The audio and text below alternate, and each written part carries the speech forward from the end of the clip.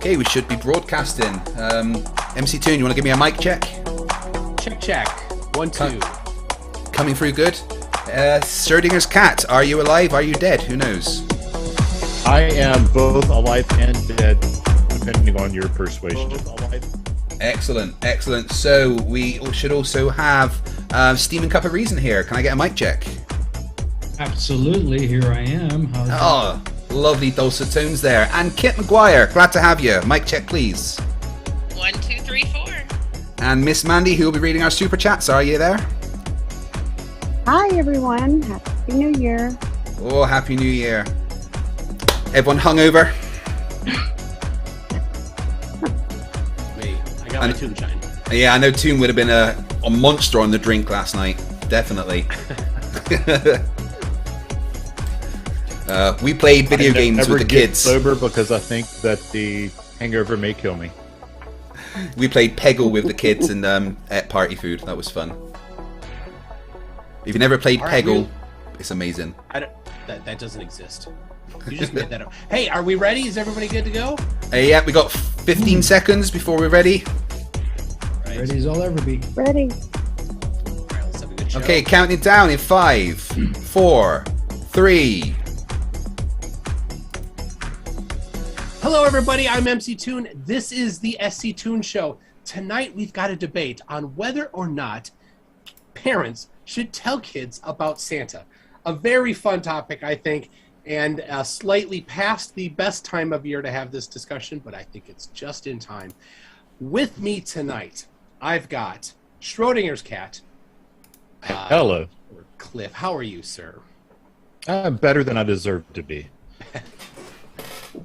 Very nice. I am your host tonight. Schrodinger's cat will be moderating. We've got our debaters.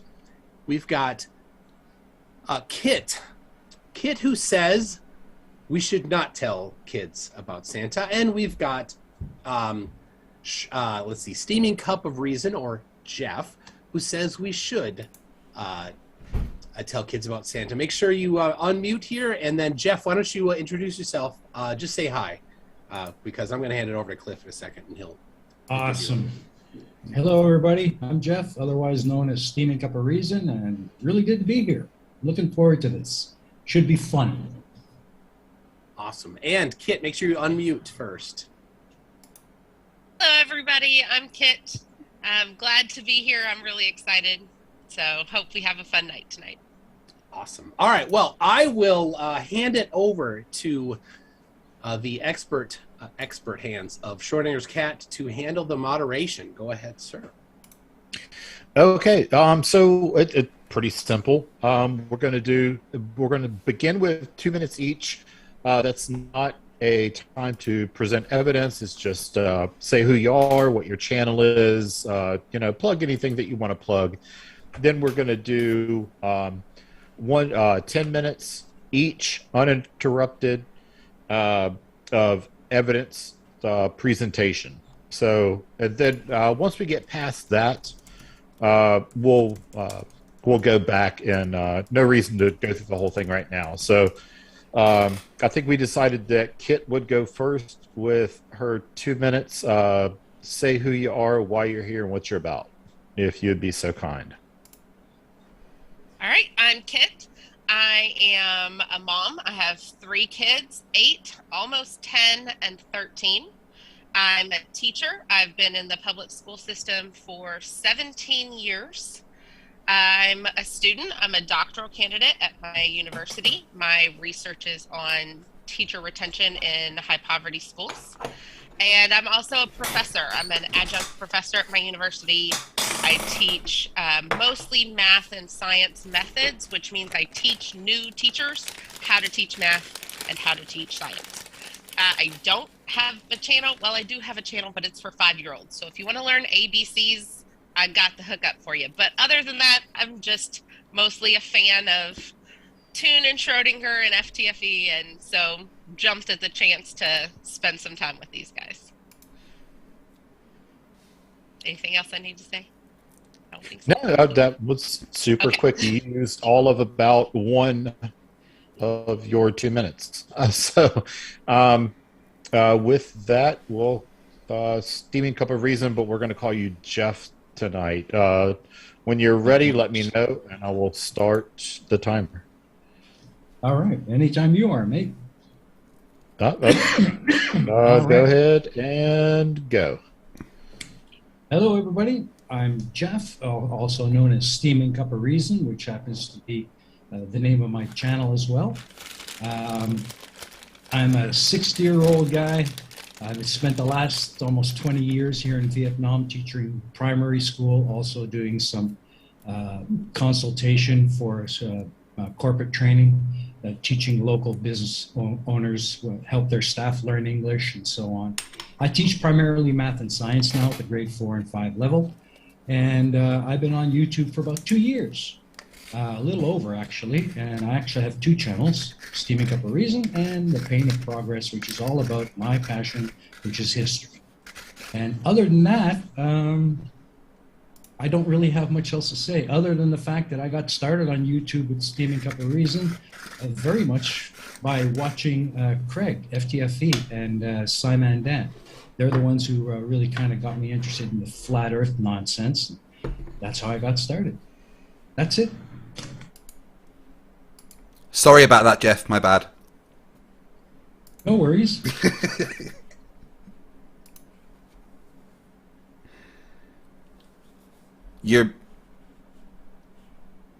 Schrodinger, you're muted.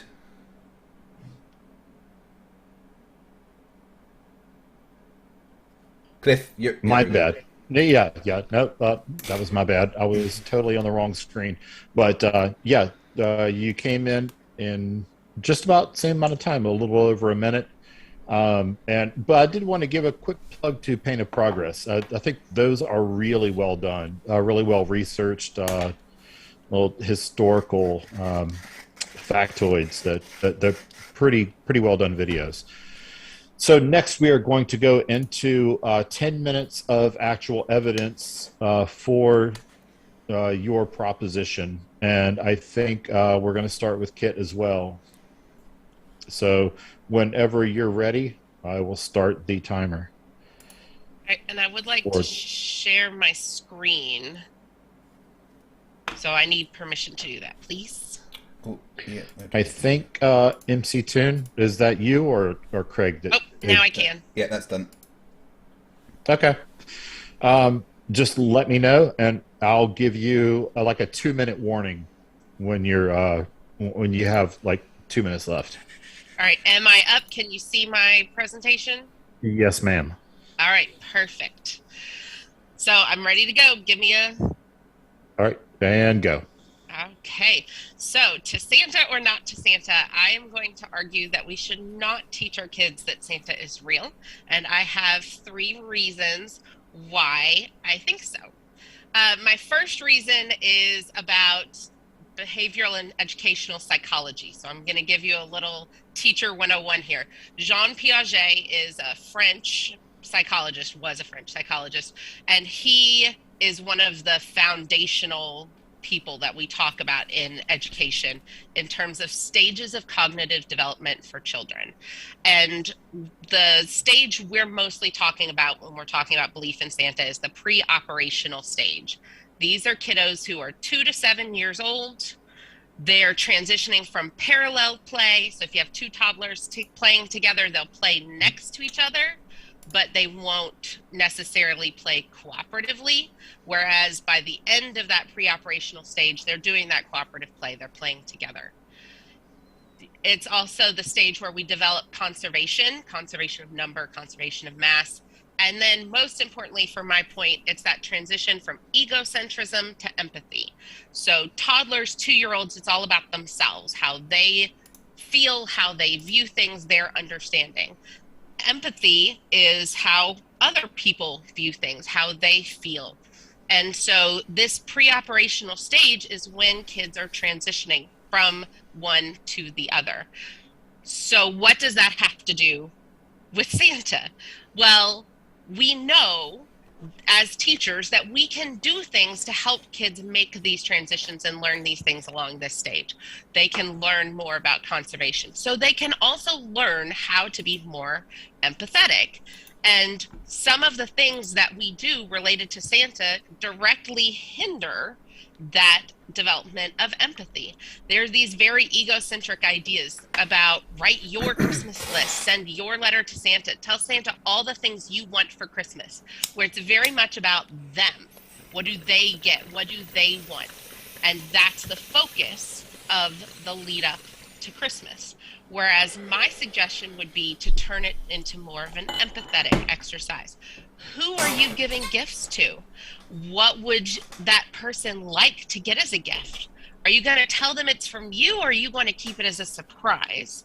And when I introduce my children to Santa, we do it as a way for people to give gifts and keep it a surprise. So you're not getting credit for the gift. They don't know it came from you. So it's a way to give a gift and not get credit for it, have it be that surprise. So switching that script a little bit and making it more about the empathy and taking the focus off of themselves changes the view a little bit. And this is Bad Cat, who decided he needed to step in. I don't know if you guys can see behind me, but there's now a cat on my shoulder. I knew somebody was going to show up at some point. Okay. My second point, there we go, is talking about behavior modification. So we want kids of all ages to learn to do the right thing, to make those right choices. And so we do things as parents, as teachers, to modify their behavior, to help them learn how to behave appropriately. And a lot of times I see this from parents and from teachers, where we use Santa or Elf on the Shelf to help as a behavior modification system. But is that an effective system? So this is a quote. I have the link to the article at the end of my presentation also, but here's the authors if you would like. Now, full disclosure, this is not a quote talking about Santa or Elf on the Shelf directly. It's a quote talking about classroom behavioral systems that operate on a similar function. So I'm drawing the connection between these types of behavior systems and Santa. This quote is not directly about using Santa. I just want to make clear. So their quote is, not surprisingly, the results of implementing these behavioral programs sharply highlight and replicate a macro system based on shame instead of support, control instead of empowerment, punishment instead of healing, a system that invalidates young children's deeply felt experience of their own lives. And that is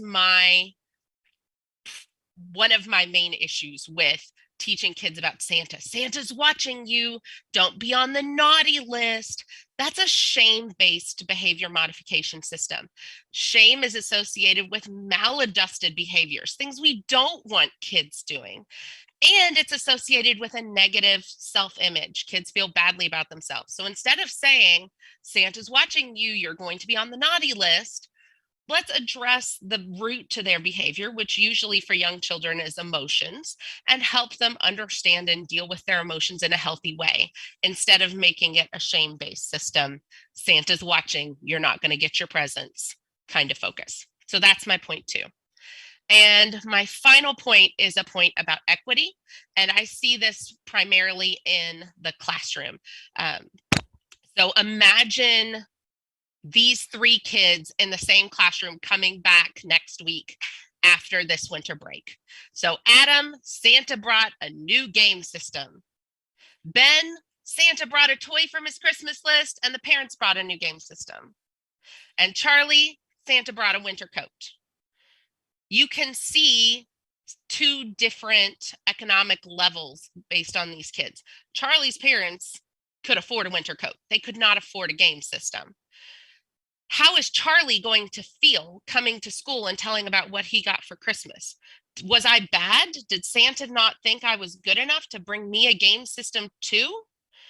And I've seen some parents who will say, to address this, will say, well, Santa brings some other toy and the parents give the big gifts. And I think that's a step in the right direction, but I still think it can set up some inequitable situations when you have kids coming and talking about, this is what I got for Christmas, this is what was on my list, and you have kids from impoverished families who don't get those same kind of toys, don't get those same kind of activities at Christmas. They get what was given to them by the angel tree or the food pantry, and that's what they have to bring for Christmas.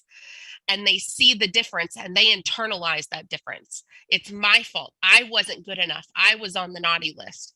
And I think that's the wrong message to give to any kid about Christmas. So those are my 3 points. Christmas should be about love, about caring for each other, about showing empathy and kindness and compassion to ourselves, to the people that we love, to the people around us. So that's what I think the focus should be about. And if you are curious about that behavior modification article, there's the link right there on the presentation. And I'm going to stop sharing. Okay, well done. You came in with 2.5 minutes to spare. Coming from the world of academia, not a big surprise you came at it from pedagogy.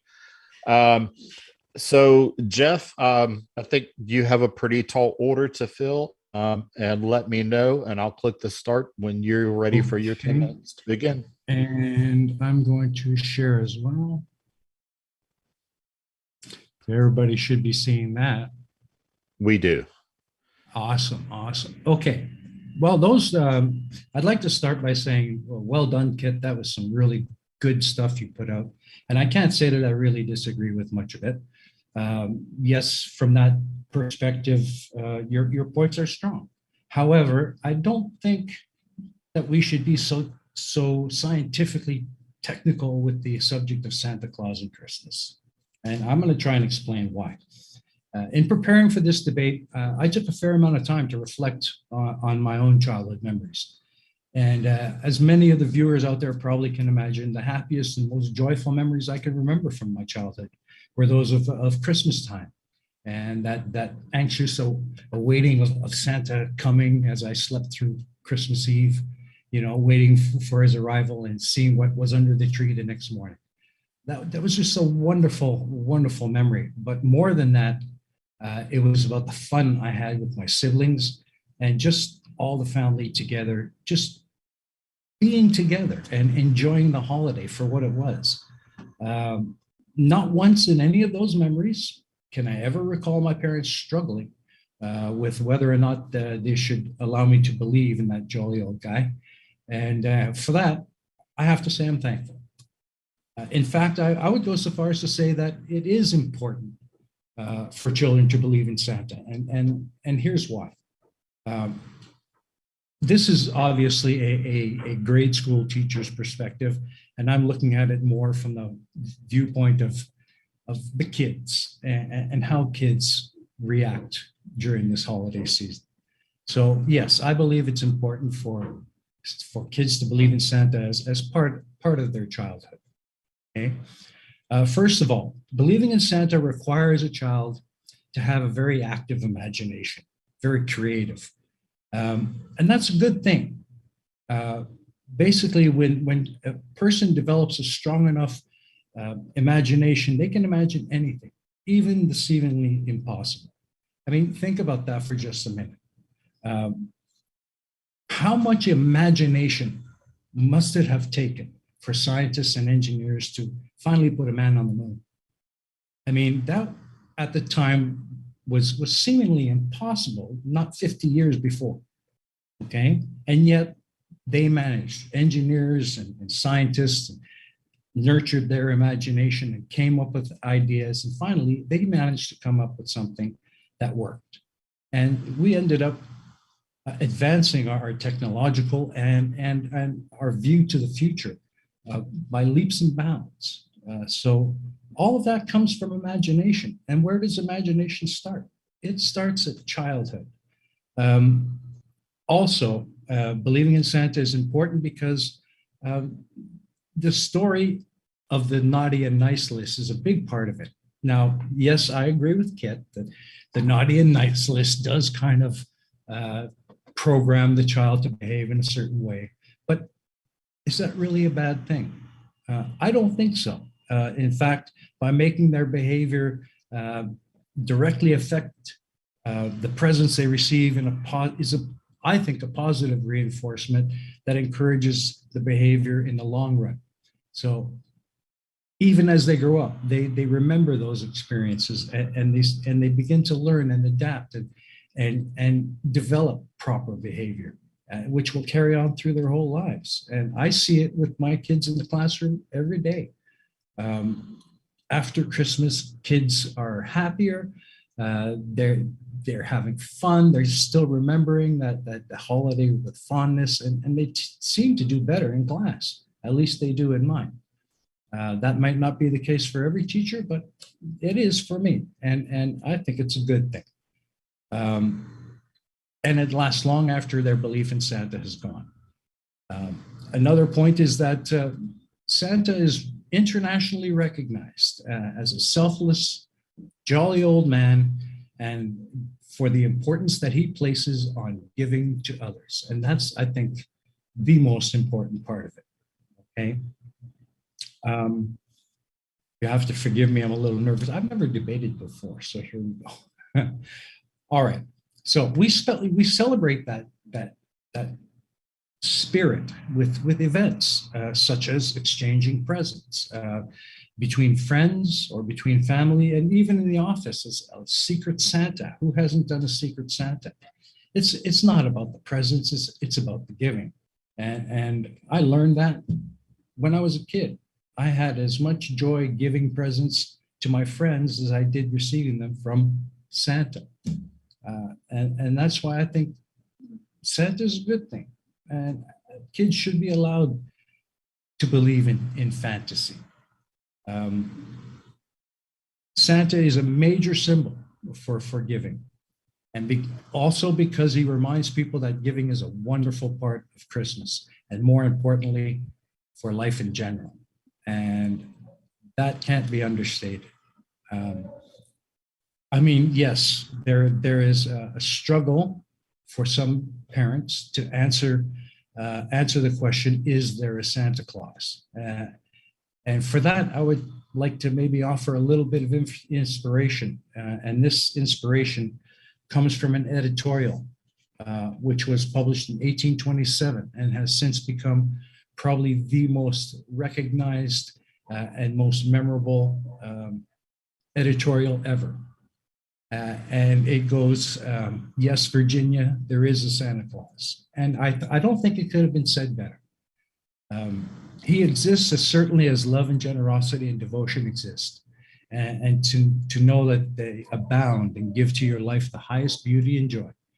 And I quote, alas, how dreary would the world be if there were no Santa Claus? It would be as dreary as if there were no Virginias. There would be no childlike faith, and no poverty or no poetry, no romance or tolerable this existence. Okay? We should have no enjoyment except in sense and sound. The eternal light in which childhood fills the world would be extinguished. And I think that really sums up what Santa and Christmas is all about. I couldn't think of a better way to end on this than to kind of offer a little bit of personal advice, my little take on it for parents who might be struggling with the ethics of supporting Santa Claus. And then let me just say, for those parents out there, I don't mean disrespect or anything like that. But if you're a parent and you're struggling with that question, whether or not to support your child's belief in Santa Claus, get over it. That's really as simple as I can make it. Let them believe. Don't rob your child of the wonderful memories that this time of year can bring. Let them come to the truth on their own when they are ready for it. And at the same time, be thankful for the years of joys it will bring them, okay? Forming precious memories that they will cherish for the rest of their lives. Let them imagine. Let them enjoy the fantasy. And don't deprive them of the chance to be a child. Just to be a child. Fantasy is part of being a child. We don't see parents freaking out or, the ethics of putting my kid in a Halloween costume, do we? We don't freak out about whether our kid is running around believing in the Easter Bunny looking for chocolate on Easter. We don't hear about all of these kinds of things during those holidays where fantasy is as much a part of the holiday as Christmas. So why should we make Christmas any different? Let them believe. They will come to the truth on their own, and they'll be better people for it when they do. Well-adjusted, great memories to carry forward, and happy all around. And that's it. That's all I've got. Oh, okay. And just as I was about to click in and tell you that you had 1 minute, so very well timed. The next section of the debate is 30-minute open discussion, followed by a optional intermission. So as you're going through the next 30 minutes, think about whether or not you want to, take a little tinkle break or, go get a drink or something like that. And as soon as the two of you are ready, I have the timer set to 30 minutes. Cool. So whoever speaks first, I'll hit start. I have a couple super chats if you want me to read those. Yeah, Actually, sure. yeah. What do you think, Tim? We should probably get through a few of those.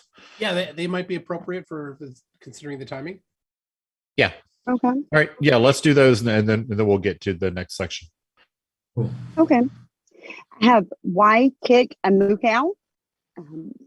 Given that space is infinite, that the time is infinite, and the kids are far smarter than Flurves, does that prove that Batman sucks? Hashtag FTFE.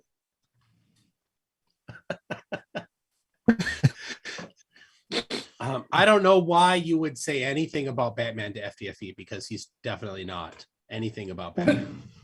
Just gotta say, because I am. I even have a bat signal that Sean Hawkins sent me. That was cool. Here, right there. This. Okay. Dora NICU Very for cool. $5.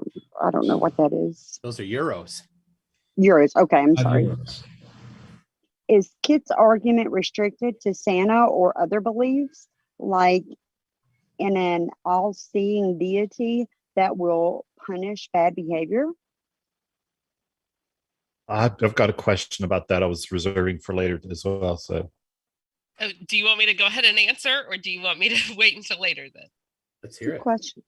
no, go ahead. I'll bring mine up later because it's for the both of you. So other beliefs, my family, we also do not do Easter Bunny. We don't do Tooth Fairy. That doesn't mean we don't celebrate those things. It just means we celebrate them in a different way. In terms of all-seeing deity, I assuming they're referring to a god. And yes, we do believe in God in my family, and that's an important part of us. I disagree with the God is watching you to punish you, but that's a whole long discussion, and this is probably not the appropriate forum for it. So I would just say I don't think that is a fair representation of the God that I teach to my children. Okay. That's Okay. fair enough. Okay. This is from Batman. $5 or €5. Proof I'm not pounds. I'm sorry. £5. Proof I'm not FTFE. Batman wouldn't do that. I don't know. I have this and he does not. That's all I gotta say. That's pretty. You do have a chat question from Professor Phil Bell. Well, hold on. Wouldn't the bat signal be the property of the chief, not Batman himself? Good point. Commissioner. These Commissioner are not the Gordon. droids. These are not the droids you're looking for. All right. Well, I heard Professor Phil Bell, and I will always defer to him. So let's get on with Professor Bell. You got that one, Mandy? I don't see the chat All right, questions in the live. I got that. I'll read it. He says, show it's not about pretending to kids that Santa exists. It's about what you say and how you use the experience. Using Santa as a threat is as stupid as using math to punish kids. Just a comment he wanted to make, I guess. And that's all we have for right now. I think that was probably directed at Kit. I suppose. I mean, I agree with him. So it's hard to fight with Professor Bell because he's Professor Bell. So I don't think I would want to fight with him anyway. So right. Nobody would. Yes. I know a very bright man. I know my weight class, and he is above, so I'll defer.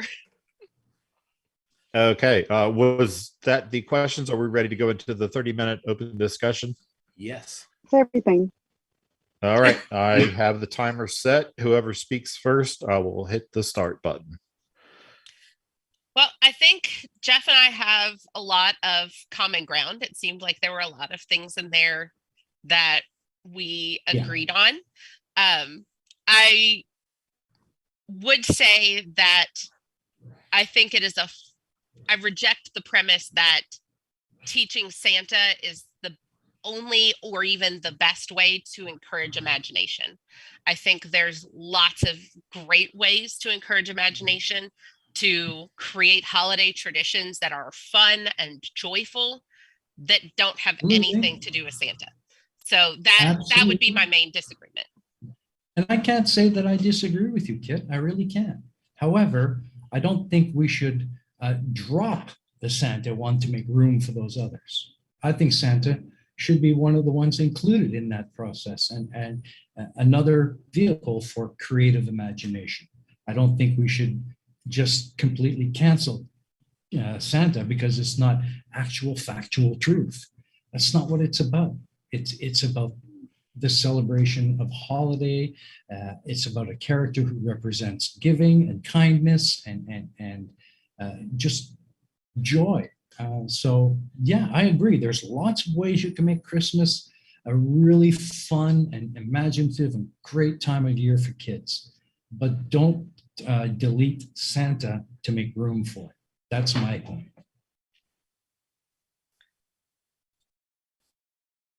Yeah, I disagree with you. I think you don't need Santa to do those things. So what is the purpose of introducing a fictitious character when you can do all of those things in another more honest way? And I don't cancel Santa. I teach my children the historical Saint Nicholas and how he gave to the people in his community in order to help them and protect them. And they love learning about the story and finding all the little connections to, when people talk about Santa, they say this. But we use that historical connection to say Saint Nicholas was giving gifts in secret. So part of this story of Santa is so that you can give gifts to other people and keep it a secret. So we tie everything back to that historical, factual piece. Because isn't that just as valuable to learn this was a real person who did real things?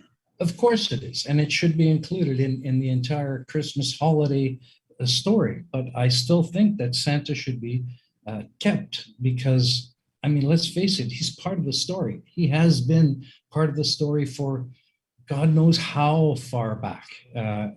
Beginning with Sinterklaas in Europe, specifically in the Netherlands where I grew up. Sinterklaas was really a big thing. Saint Nicholas, that's where Saint Nicholas comes from, Sinterklaas. So yes, the historical aspect of Santa is a very important part of it, but the fantasy should not be forgotten. It's part of the story. It's part of the mystery and the wonder of the holiday season, especially for kids. What would I don't know, what would finding Nemo be without Nemo? Is he real? Is he fictional? Right? Kids don't care.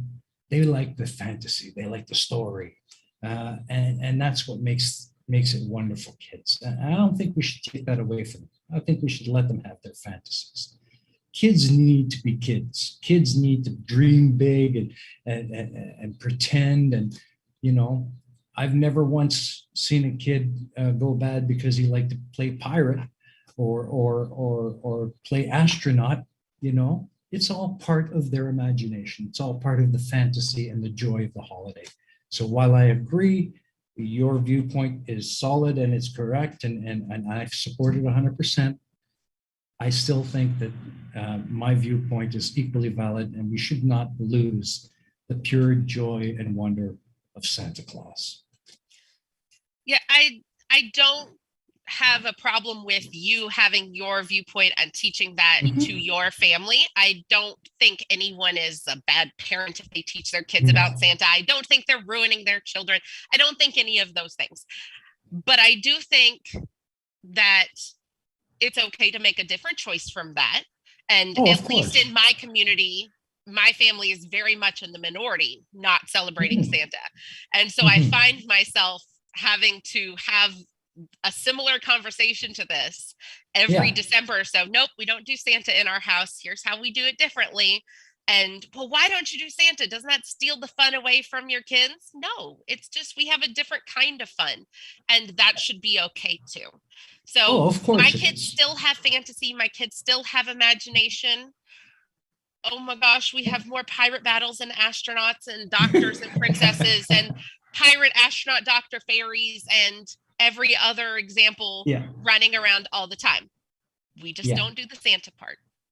Yeah, and you're absolutely right to do that if that's what you feel is the right way to do it. I won't. I support that Santa story. I love it as much as the kids do. I'll go as far as to put on the suit and be Santa for them for the day. I've done it. I've done it at my school where I'm running around to every classroom in a Santa suit, and I love it. It's as big a deal to me as it is to them. So from that standpoint, I could not imagine childhood without the story of Santa and without the anticipation and the joy that Santa brings during the Christmas holiday. Now, that being said, of course, your point is equally valid. You don't want your kids to believe in Santa, or you don't want to tell them that Santa is real, and that's your right. But I don't think we should push kids to the truth before they're ready for it. Not every kid is ready to learn the truth about Santa at the age of 7 or 8 or 9. Some kids take longer to come around to it. But when they come around to it, they come around to it on their own.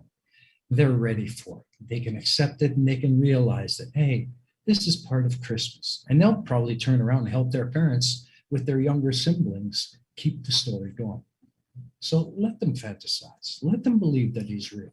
When they're ready, they'll come to the truth and they'll be much better for it. And that's my opinion. Well, full disclosure, I did not grow up with Santa. My parents didn't teach Santa was real either. So that was not my experience with Christmas as a kid. And at 3 and 4 and 5, I knew that Santa was a story and my parents were the ones who put my presents under the tree. And that was fine with me. My husband grew up with Santa. My late mother-in-law, God bless her, did the whole Santa thing, did the footprints disappearing on the carpet, and she did the whole Santa thing until he was, he's told me, and I don't remember, he was 5 or 6 when he said, a kid at school told me Santa's not real. And she said, okay, now you know, and stopped doing the Santa things for him at home. And so for him, this was an upsetting experience to, find out, Santa's not real. And now Christmas isn't as fun anymore. So he was completely on board when we were talking about raising our kids and what are we going to do? And I said, well, I never did Santa. I don't even know how. And he said, well, I'm fine if we don't do it. It didn't work out great for me either. So that was our decision as a family that this is how we would do it. But for some kids, that is an upsetting thing when they find out Santa's not real. Yes. Mom and Dad lied to me. Christmas isn't fun anymore. And I don't worry about that with my kiddos. Yeah, I can understand your position. I really can, and I'm sorry that you never had that in your childhood. I think it would have been so much fun for you. But I respect that. However, I don't think that kids should be told by their parents, let's sit down and talk. And Santa is not real. I'm sorry, it's me. I don't think that should happen. I think kids should find out about it on their own. I mean, let's face it. One of the thing that I've learned in my 20 years of teaching grade school is that kids are the most amazing little scientists, and they can come up with the craftiest little experiments to find out about Santa. And it's that experience, that feeling of success when they finally say, aha, I figured it out. Santa isn't real. And for a while, say, oh, but you know what? That experience of doing those little experiments, setting those little traps, and being the little scientists that they are, that's a sense of accomplishment that far outweighs a few days or a few months of sadness over finding out that Santa wasn't real. They came to it on their own. They've adjusted. They were ready for it when it happened, and they were better for it afterwards. And that's the view that I have, that my family has always had, that many of the teachers I work with have. It's different for everyone, but I still firmly believe that Santa's got to remain part of Christmas, and I won't deny it to any of my kids. So. Yeah, I do want to argue, I think, against a little bit of a mischaracterization there, where you said, I wouldn't sit my kids down and say Santa's not real. Sorry, because that's not what we do, and that's not how we handle it. We just teach but that's Santa. What other people do. There are people that do handle it that way. That is true. I don't want. I'm the one you're having the discussion with, though. So that's true. That's my point. Yes. So we teach Santa as a story. It's a story that we read around Christmas time. And Santa's a way we can give gifts and keep it a secret. It's all a story. So we never tell them Santa is real. So we never have to tell them Santa is not real, because it's just part of the story. So that would be my only little pushback about your statement. Other than that, I agree with you. Yeah, and you're right. It was a bit of a generalization, but I only make the generalization because I've seen it myself. I've known parents who've done that and sat their kids down and told them Santa isn't real, and the kids weren't ready for it.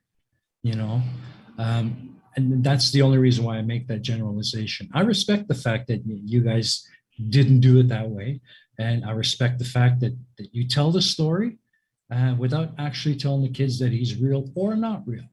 And I think that's commendable.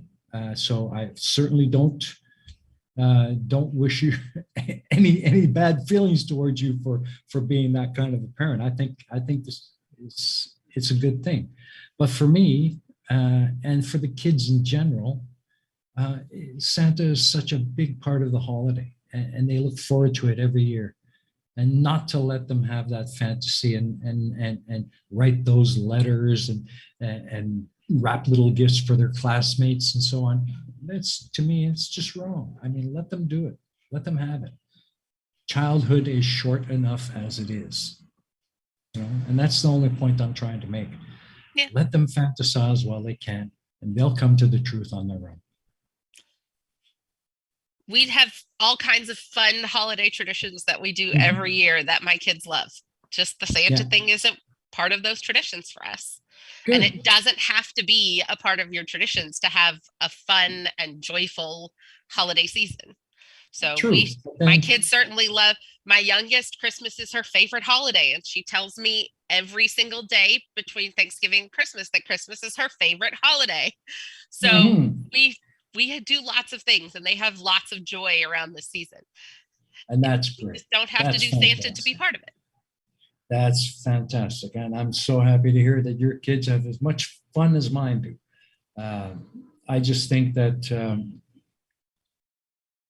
because of the history and the importance of the Santa story in that holiday, going back what almost hundreds of years, it's so ingrained that to remove it would be detrimental.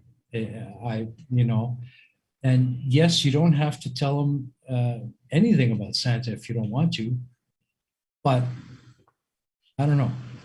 It seems to me like it's unfair to the kids. I don't know. Let them fantasize. Let them dream. Let them wake up in the morning, see the presents under the tree, and say, "Wow, Santa came! Woohoo!" What can make a parent happier than that? You know. And without Santa, I find it hard to have those kinds of memories. You know. I don't know. It can go both ways. I think both of us have equally valid reasons for viewing Christmas the way that we do. But in the end, my point is the kids. It's all about the kids. You're right at ability to. Okay. You're right at halfway through the 30 minutes. So okay, carry on. It's all about the kids and letting them have their fantasy and letting them have the joy and the wonder and all of that, and let it just leave it be. When they grow up, they'll be thankful they have those memories to look back on. I know I am. I mean, I feel like we're talking in circles a little bit because I agree with you. I agree with you about all those things. I just don't think Santa has to be a part of any of that. That we can have great, wonderful, fun holiday memories that will last them all the way through when they grew up, that they can use their fantasy and use their imagination in lots of different ways. Yeah. We just don't have to have Santa to do any of those things. So I don't disagree with you. I just don't think Santa is a requirement for any of that. And that's where we differ. I think it is. I think you take Santa out of the picture, it's just not Christmas anymore. Because it's been such an ingrained part of that holiday. So it's been part of the whole Christmas tradition for so many people around the world in so many different countries. To remove that Santa part of that holiday is basically killing the holiday. It's not Christmas anymore. It's just givingness, which is cool, but it's not Christmas. I don't know. We could probably talk in circles about this forever, but and never agree. However, I can't say that you're wrong, and I don't think you can say that I'm wrong either. I mean, I think we have the same fundamental goal, which is for kids to have a great holiday season, for them to grow up to be wonderful, healthy, happy adults, and have those wonderful holiday memories. So I think we have the same goal. Yes. I think we come at it from different directions, and I struggle a little bit with the characterization that I must not be really having Christmas if we don't have Santa. And I feel like that's unfair. We have lots of fun Christmas traditions in our family, and Santa's not a part of any of it. So I dislike that characterization, but I mean, you have the absolute right to that opinion.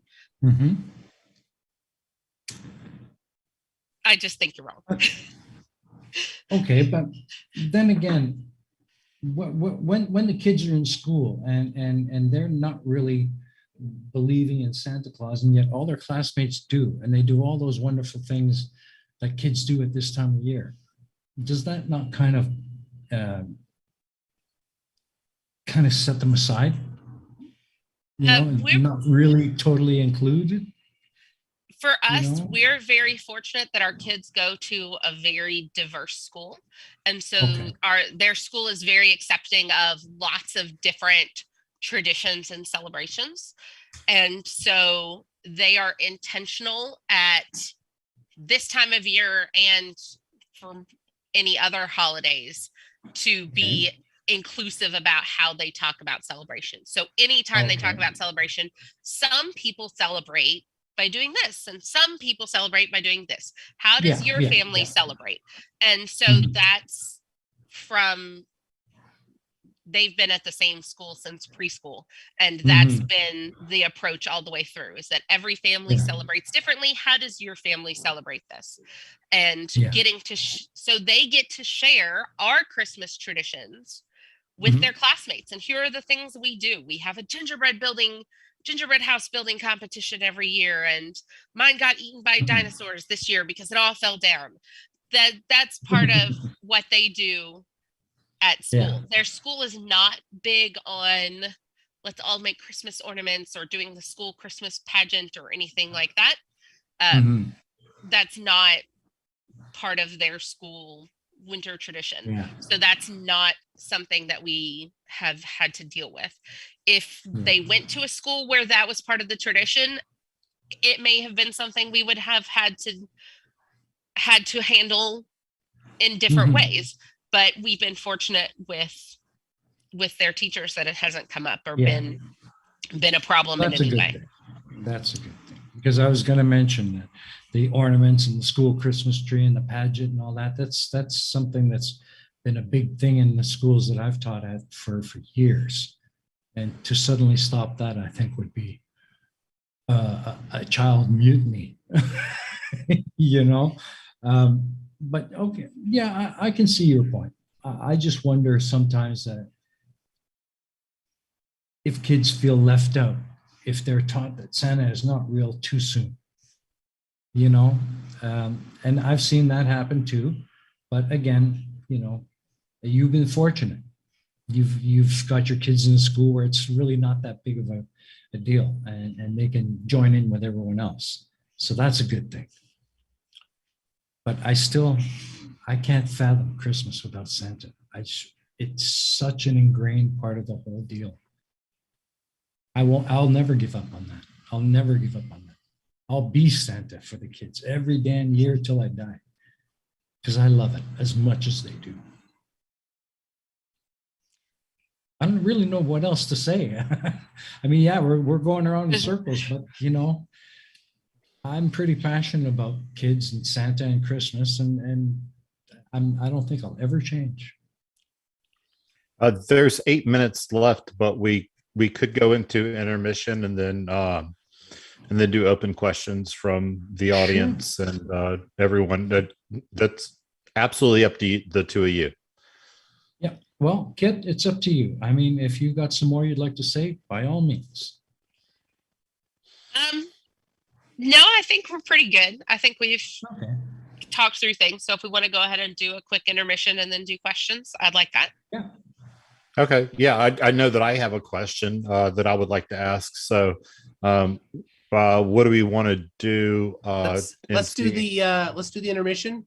Got a few announcements and things, and then when we come back from that, we can kind of have a couple of minutes, 2, 3, 4. What are we looking at? Yeah, that's about it. Sounds cool.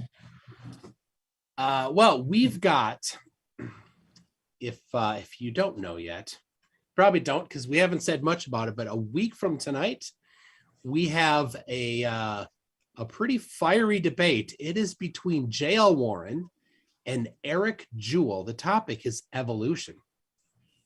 JL is pro-evolution and Eric Jewell is not for evolution. Eric has his own channel on YouTube. He has been in many debates and he is active on Facebook. JL Warren has been in the kind of the flat earth debunking community for a while.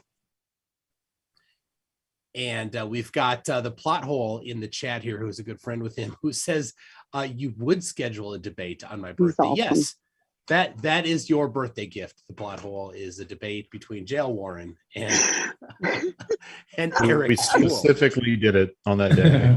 Just for you. So you can Good. come in for a minute wearing your birthday hat. Please not just your birthday suit. That's 1 week. 2 weeks from tonight, we have pretty certain, not 100%, a debate, kind of a fun one. And this I've called it a satirical debate, but they aren't so satirical about it. It's between Debonk and Jesse 10-2. And Debonk, he is in favor of professional wrestling, and Jesse 10-2 is not. They both know it's not real. Just like, in case you're not wondering, Jeff knows that Santa's not real. Yeah. Stop saying that. But anyway, that's what's coming up there. We have some special rules that have never been done in a debate before that I know of, that will be in play that night. It is a secret. I'm not telling you what it is. It's no metal chairs, no tables. How about to the head? That's right. It's a cage match.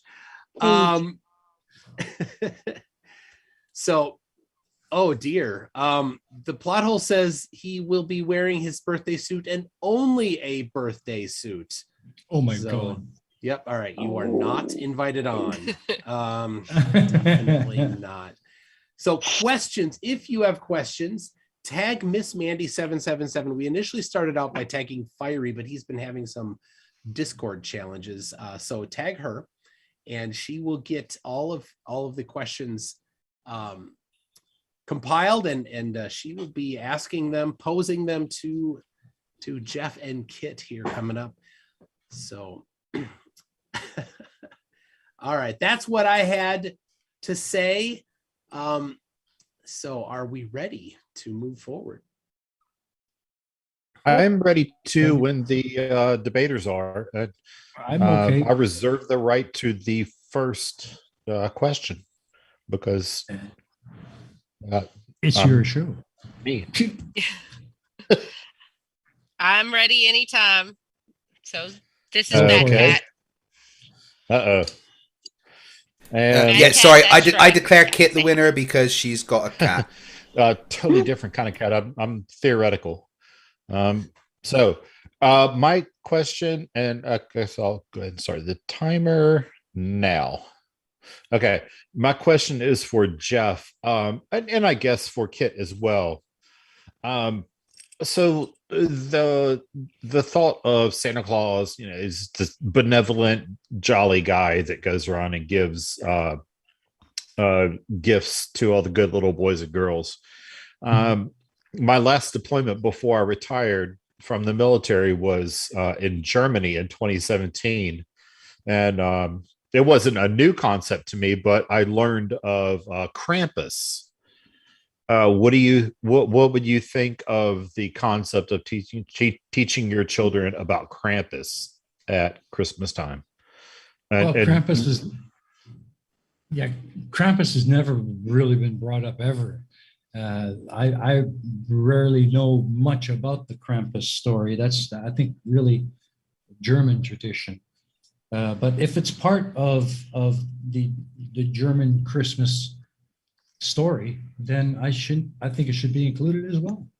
I don't know what else to say. Should I elaborate? If anybody doesn't know, I can elaborate. But Krampus, for the naughty kids, he essentially kidnaps them and eats them. He's antithetical to Santa Claus. So is there a way that we can get that in America? Because I'm in favor. I'm definitely in favor. Yeah, it's very similar to the Dutch Christmas tradition, which is Sinterklaas and Zwarte Piet. Zwarte Piet is kind of like a black anti-Santa, and he follows Santa Claus with a bag of coal for the bad kids. But we never mention Zwarte Piet because it's bad luck. But it's still a part of the tradition, and I think it should be included. What was the Okay. Santa something Christmassy character that Dwight Schrute talked about on The Office?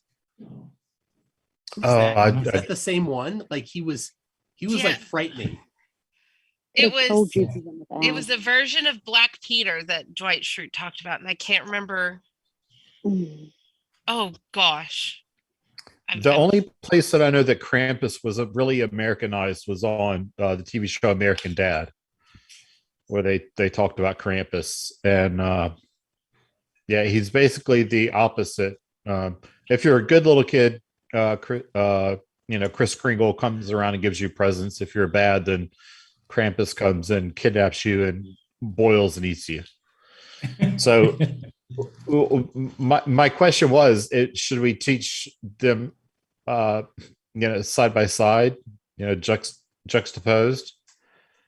Well, again, I mean, it's become an ingrained part of their tradition. So I don't think it should be dismissed. It's part of the legend that makes up their tradition. However, I don't think it's something that you want to go into great detail about. But just to kind of include them as being part of the holiday for the bad kids. Yeah. I don't think we should stop. It's just, Dwight Schrute was Belschnickel. Thank you, Wikipedia. And Belschnickel. And I mean, that sort of goes back to the behavior modification point that I brought up, that if you're looking to change kids' behavior, a threat of someone coming to eat you if you're naughty is not actually an effective method of changing behavior. Is there a way we can make it more effective? Leave out the details. I mean, the real answer is the best way to teach kids how to modify their behavior is to teach them appropriate replacement behaviors instead of punishing negative behaviors. Logical consequences have a place in all of that. I'm not saying never punish your kids or anything along those lines. And I'm taking a long discussion and shortening it to YouTube version. But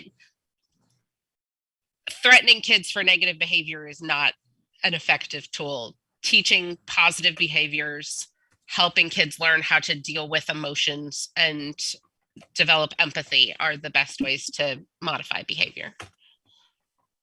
I think the stories like Krampus and Black Pete should be included, but it should depend on the parent and how well they know their kid and how they would react to such a story. I mean, yes, it's part of the tradition, but you don't really have to go into detail and use it as a threat. Okay. Just Yeah, like even when I I was a a really kid. long time with that question. So I know there's got to be a load of audience questions. Okay.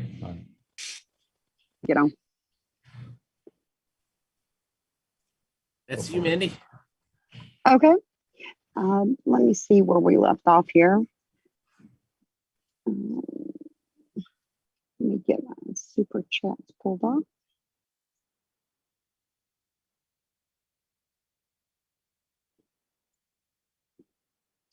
Okay, so the plot hole asked, what about the Santa Claus from the Santa Sleigh Goldberg movie? Sounds like it's who's that for? That sounds like it's a little satirical there. It sounds like Santa Sleighs is maybe a horror movie. Santa Sleigh is how we worded it, but yeah, I think he's maybe talking about Krampus. Okay. The next chat question is from the regular chat is from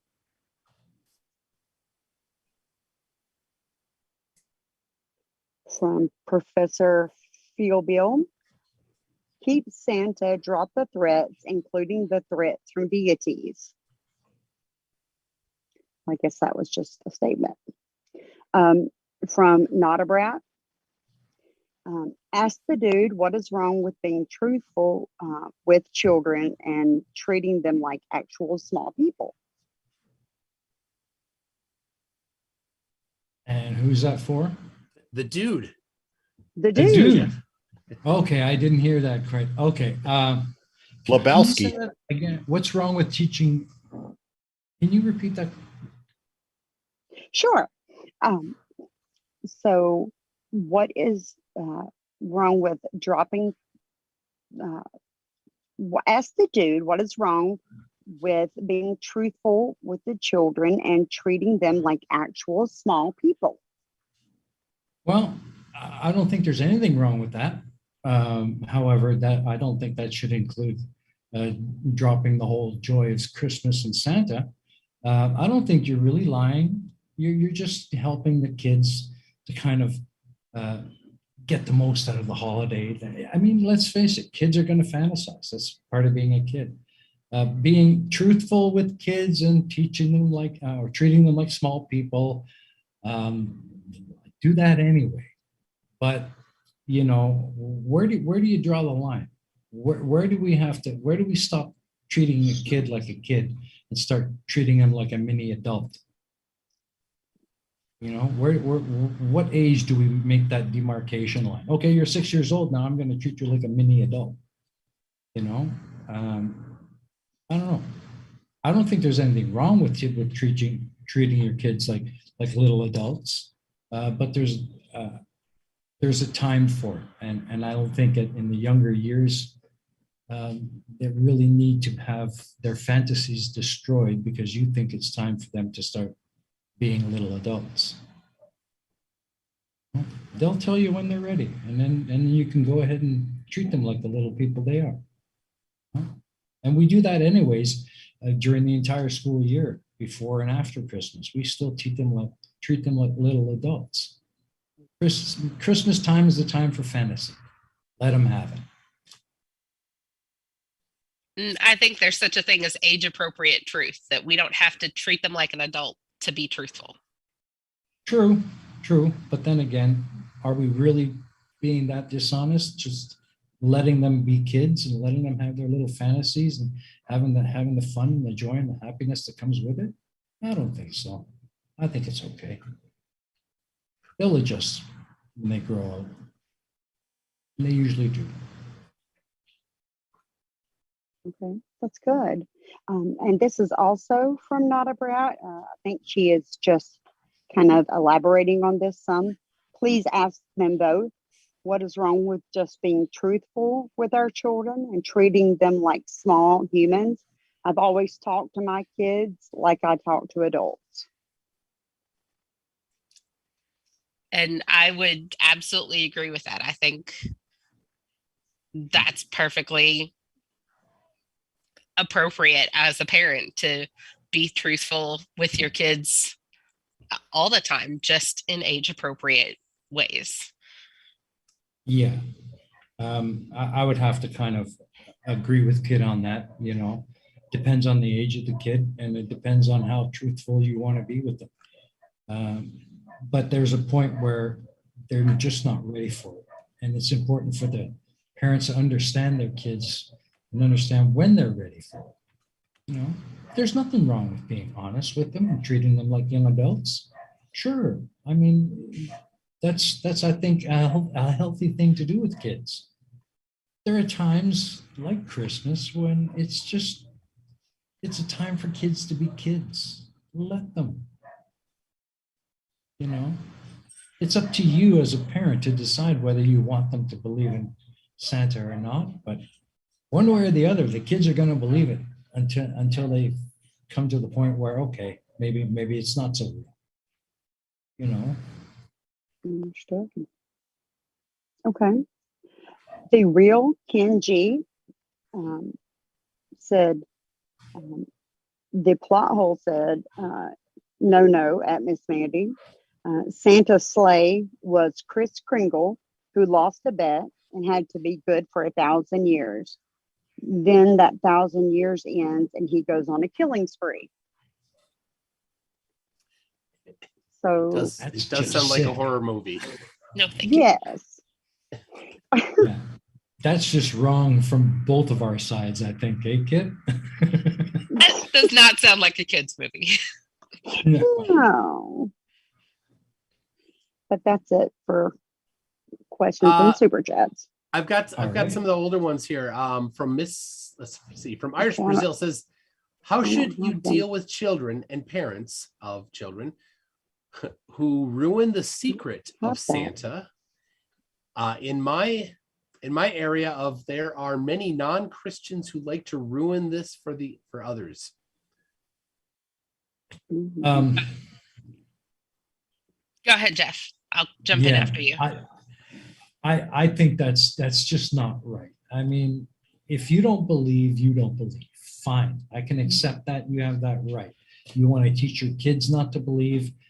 Fine. That's your right as a parent. But don't ruin it for everyone else.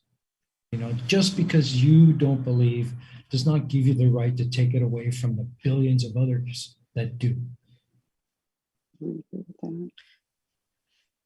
And for my side, the way I was taught and the way I've taught my children is that you don't ruin the surprise for other kids. Told my kids from a very young age, 2 and 3, that some kids think Santa is real and their parents are telling them that story to keep their presents a surprise. And so if you tell them Santa's not real, you're messing up the surprise. And so kids like the idea of surprises and being part of a surprise. So I'd never had a problem with my kids telling their friends or anything like that, because we handled it that way. As far as a teacher, I've had some students in my class who've tried to ruin it for other kids, usually students who have older siblings.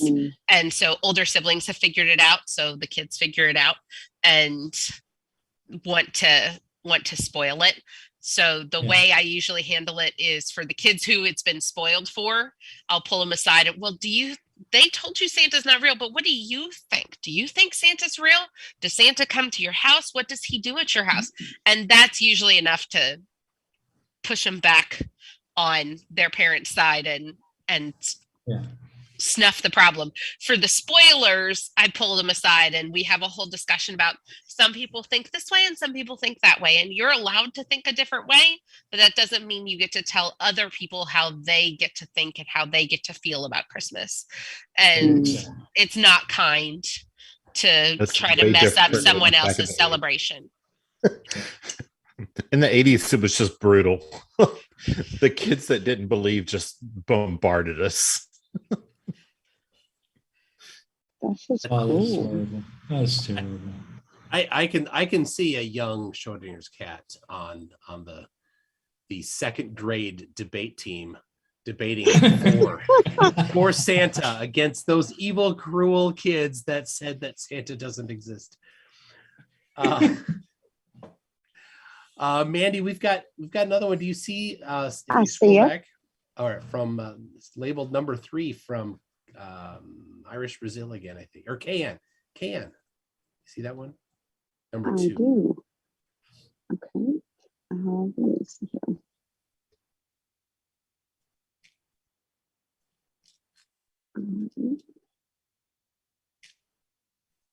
Discord issues. I'm sorry. 1 minute.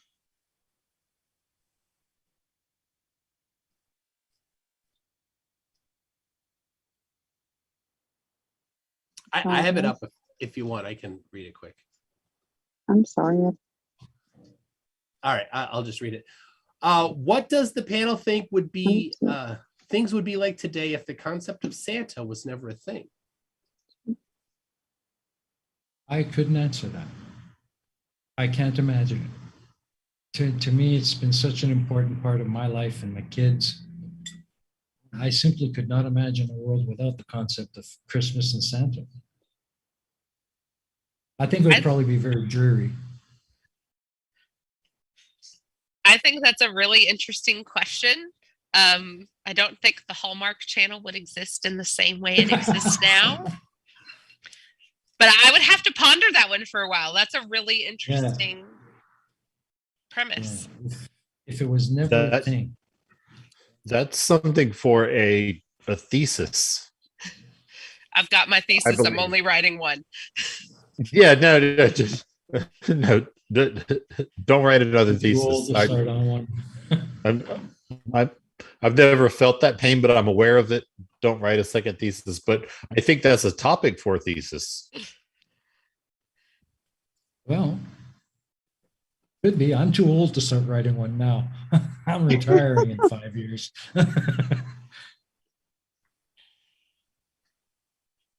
Okay, I've got Mandy. If you have the next one there, number 3.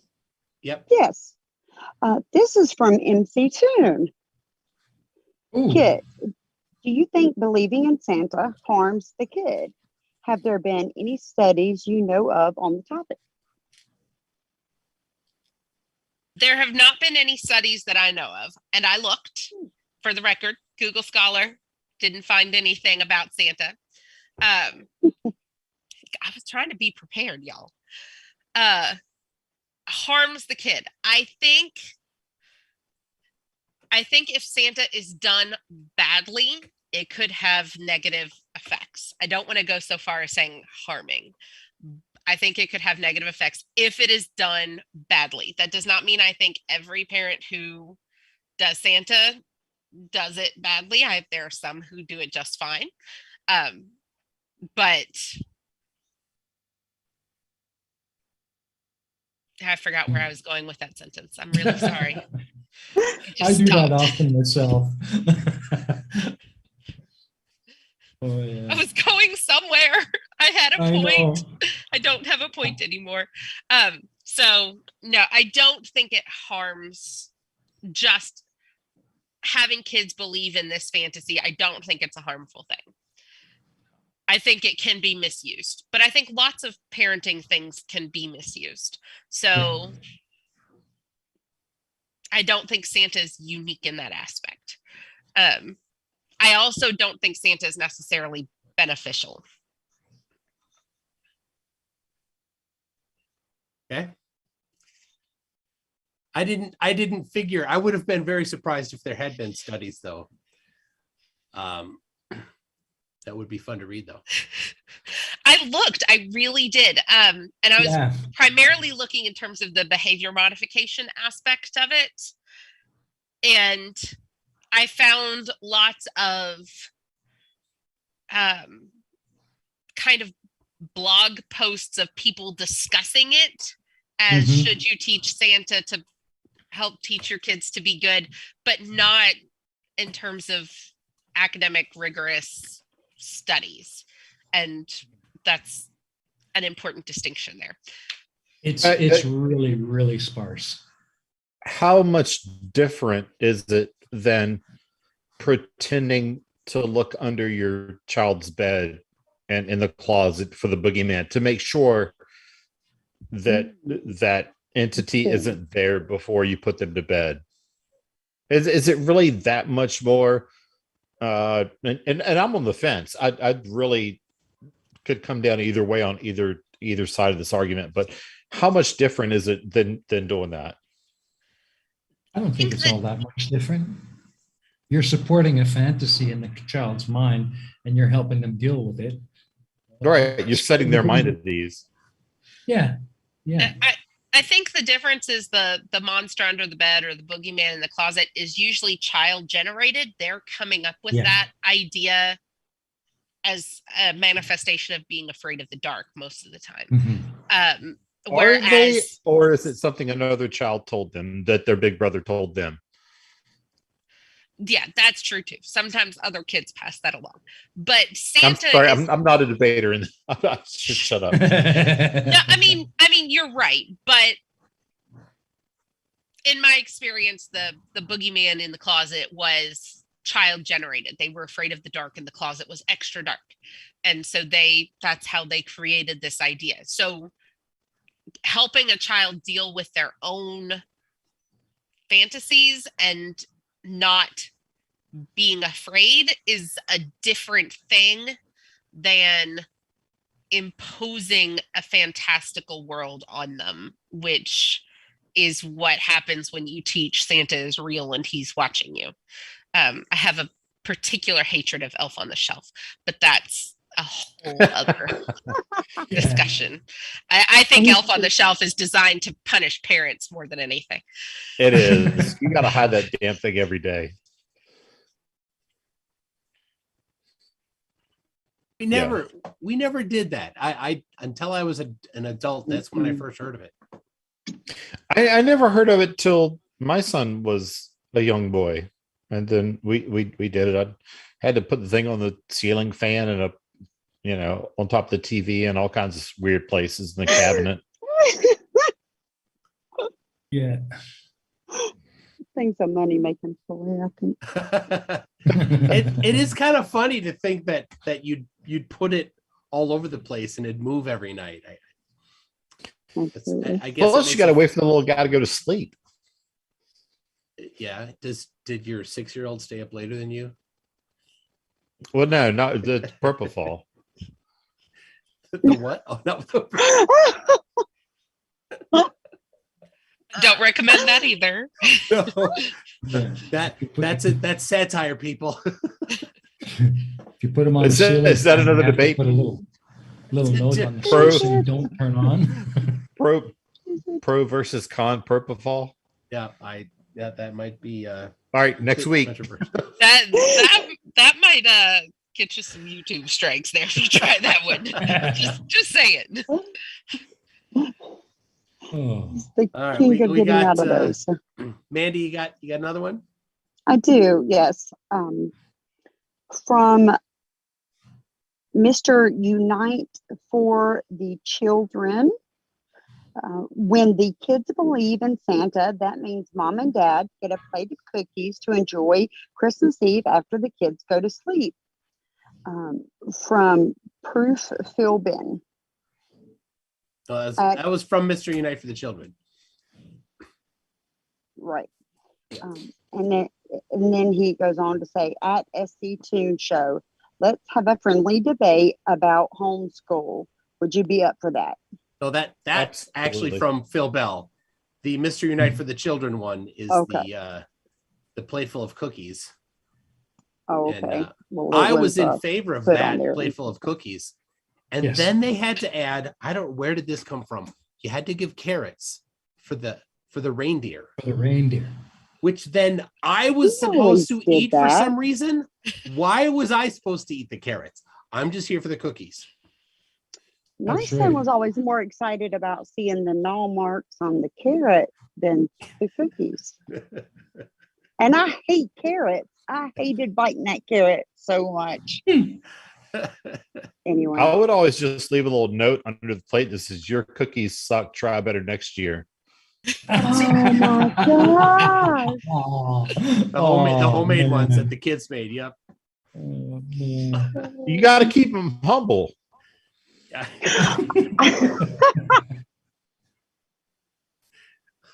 Oh. My kid's an overachiever. I Lord. mean, the proof is in the pudding. That's funny. Well, all right. Professor Phil Bell wants to talk to me about pro or con homeschooling. I don't know, maybe we'll bring that into the appropriate venue for talking about it. I'm on the fence on that, so I'd be willing to host that. Yeah. Yeah. I got no idea because my kid is doing virtual for the second year in a row and crushing it. So it's kind of like halfway in between. Yeah. Some excel and some don't. I'm okay. With Oh it. yeah. I get it. I'm okay with homeschooling so long as the parents have been properly vetted and trained, or at least certified to do it. Right. You know, there needs to be some regulations in place to make sure that whatever is being home taught is being taught correctly, and that the parents who are doing There's got to teaching be standards. have some kind of idea of how to deliver the material. I'm sure Yeah. Kit's got There an should be opinion on that. people Would checking you- up behind them. Would you want a flurf to homeschool? No, Yeah, Really? exactly. never. Exactly. And I think you're going to sadly find a large proportion of flirfs do. Oh, They boy. do, and it's sad. It's scary. And the young Earth creationists and etc. My wife, we homeschool. My wife knows many homeschool people and is in some different online homeschool groups. And she's like, Flat Earth is sadly big in those groups. Mhm. They need You're to just be setting your strictly kids up for regulated. failure. All right, I think we've got number 10. One We more. got 2 yes. minutes left in this Okay. section. Okay. From Dora NKU to Schrodinger, who isn't in chat. I want to hear your deity related question. Santa or Christianity both have consequences to behavior, or at least the Christianity I grew up with. I'm not sure what that question was asking. Yeah. I read it verbatim, so I'm not really sure what they're asking. I'll read it again. To Schrodinger, who isn't in chat, I want to hear your deity related question.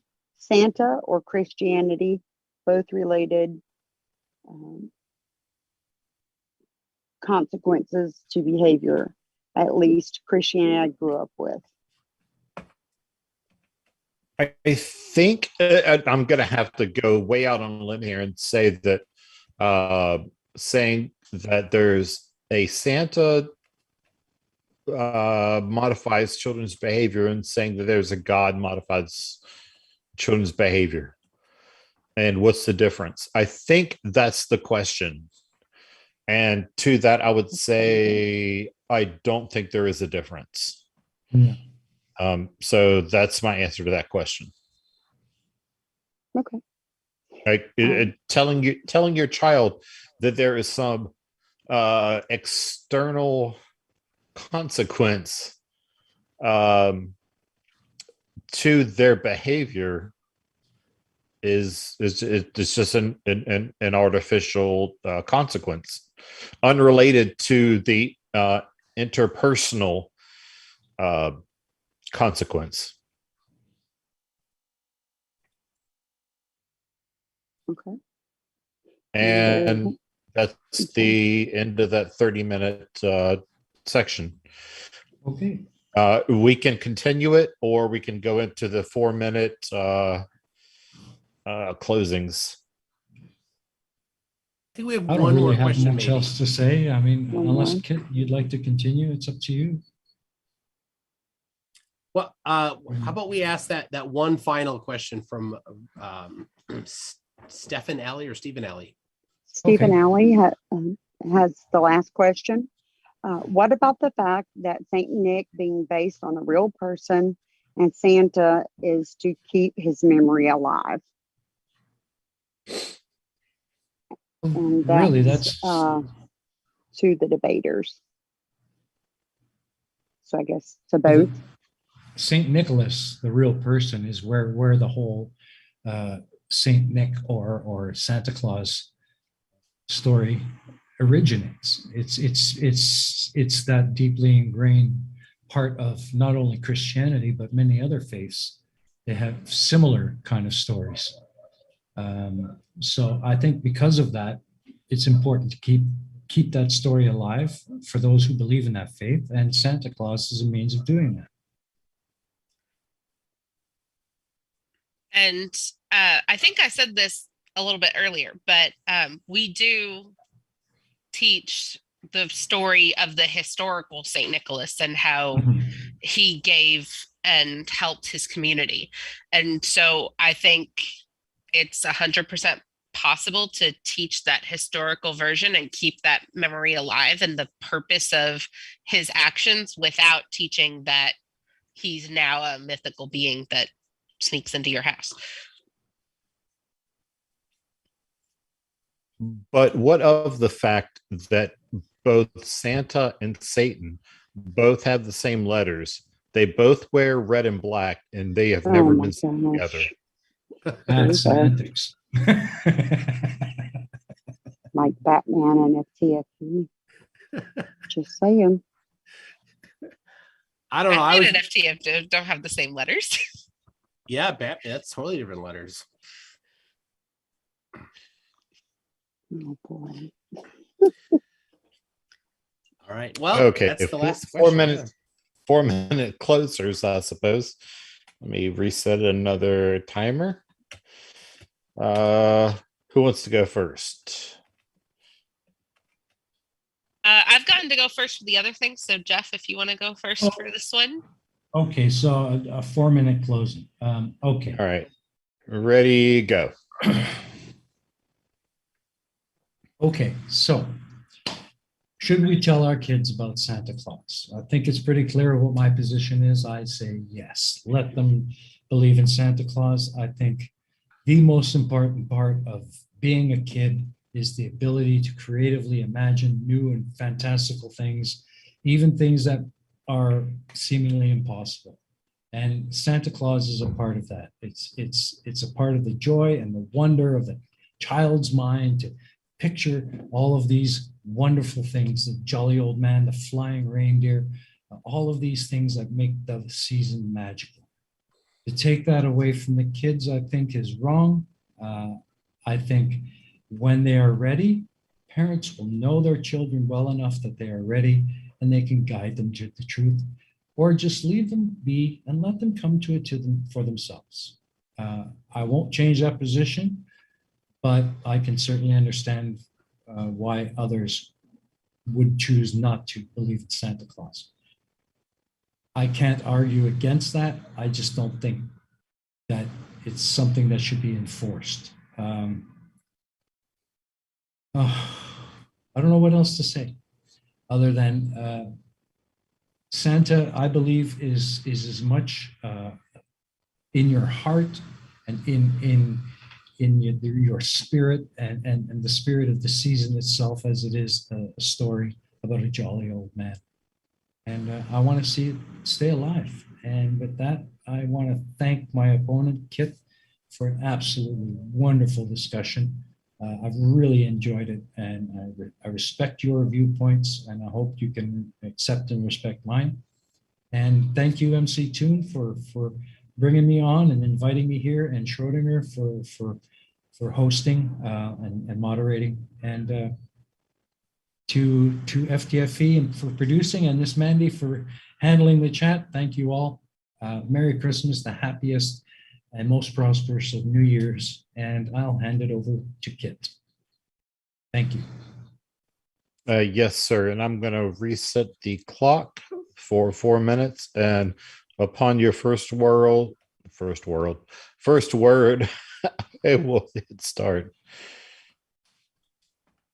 All right. Well, thank you for having me here. I've really enjoyed the discussion. I hope that people listening have heard some different viewpoints and some different perspectives maybe they haven't thought of before. And the biggest takeaway that I would like for people to remember is that there are lots of fun and wonderful and exciting ways to celebrate, and one family doing it differently does not mean they're not having fun or not creating a joyful Christmas for their family. So my family just chooses to do things a little differently, and I hope you'll consider the choices you make for your own families and have a wonderful holiday season this year and every other year. So thank you for Toon and FTFE, Schrodinger, Miss Mandy, and Jeff, especially for the chance to have this discussion tonight. I've really enjoyed my YouTube debut, and Happy New Year. You're good Happy at it. New You should Year. start a channel. Absolutely. Did you Thank miss you the very whole much. writing a dissertation part? I don't have time in my life to start a channel. Oh, no. Yeah, it's a dissertation is the only reason that I've never gone for a doctorate, just because I can't be bothered. Especially in my field in engineering, it doesn't bring you any more dollars.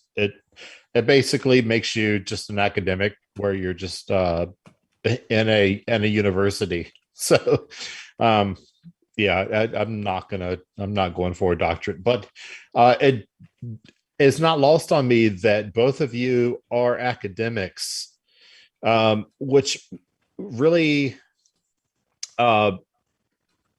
this topic, it's what my friends and I would sit around in the wardroom on naval ships, all of us having college degrees, and we would talk about these things, that we would call it majoring on the minors, which means that you're putting a whole lot of weight on something that is inconsequential. And I think it did, no disrespect, because this was fun and I loved it, and this was absolutely worth doing.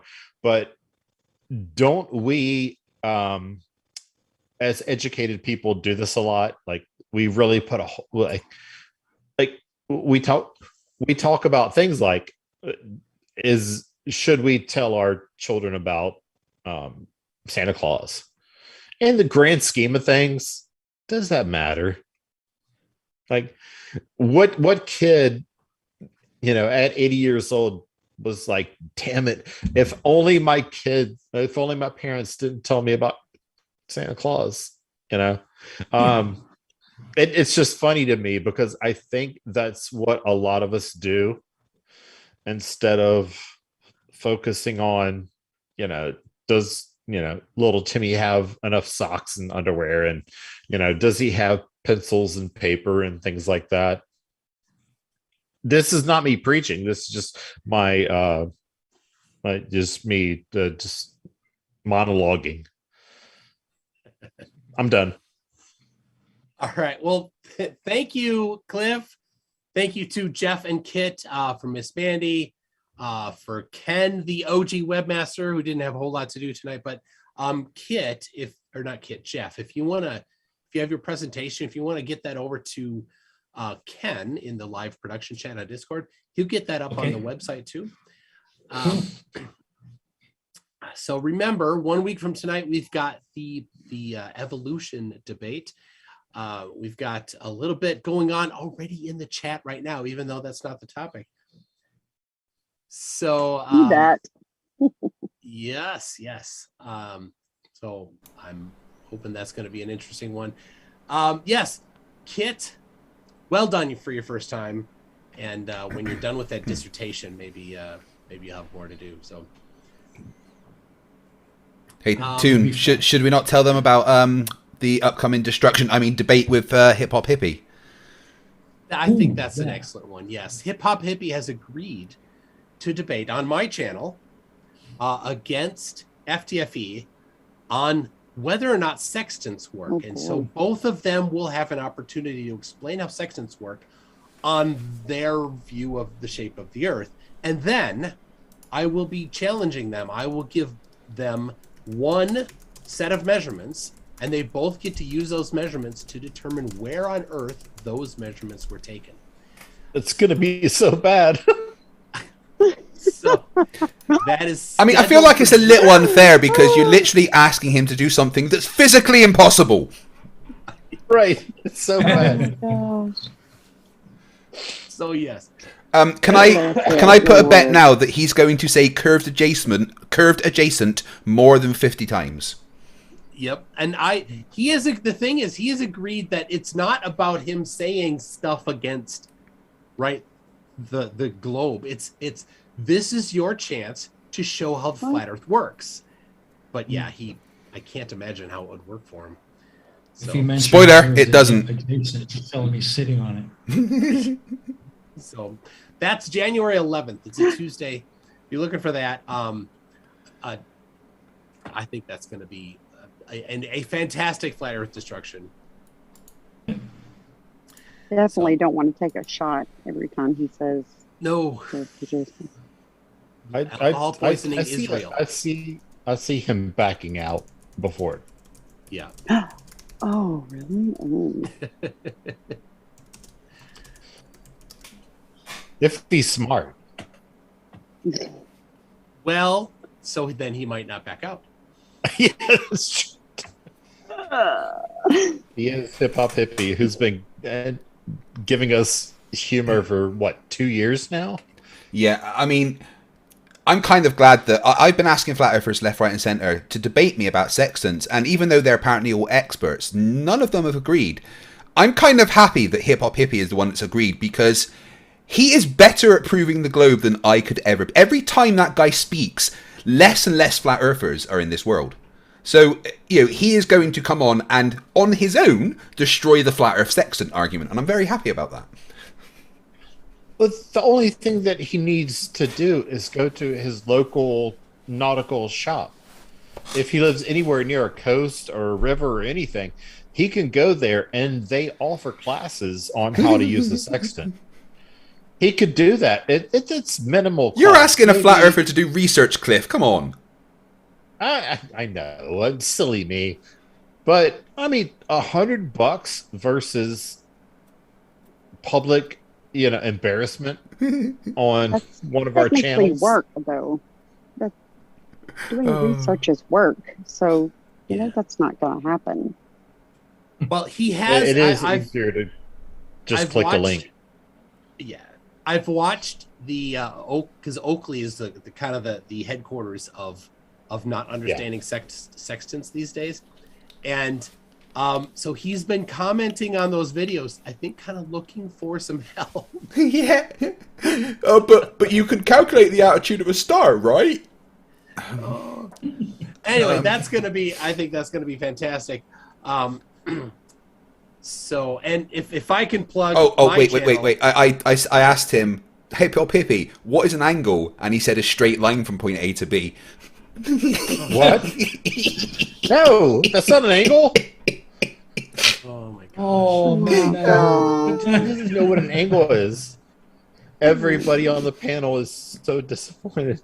Don't you learn that once? And not surprised. You need more than one line for an angle. Yeah. You need at least two. Oh, he's the Greek god of math. All right, I have two things on Tuesday coming. First is the return of 33UC, who thinks that he is my most popular guest ever. Whatever. And then I can't explain how big this is without giving it away. But after that, I have the return of Danny Seppings, who I had last week. I've got big stuff in store for that. Big stuff. That's all I can say. Yeah. And with that, thank you to everybody who participated, to all the community that helped, the chat mods, our chat master Mandy, and everybody that supports the show, super chats and channel members. Thank you so much.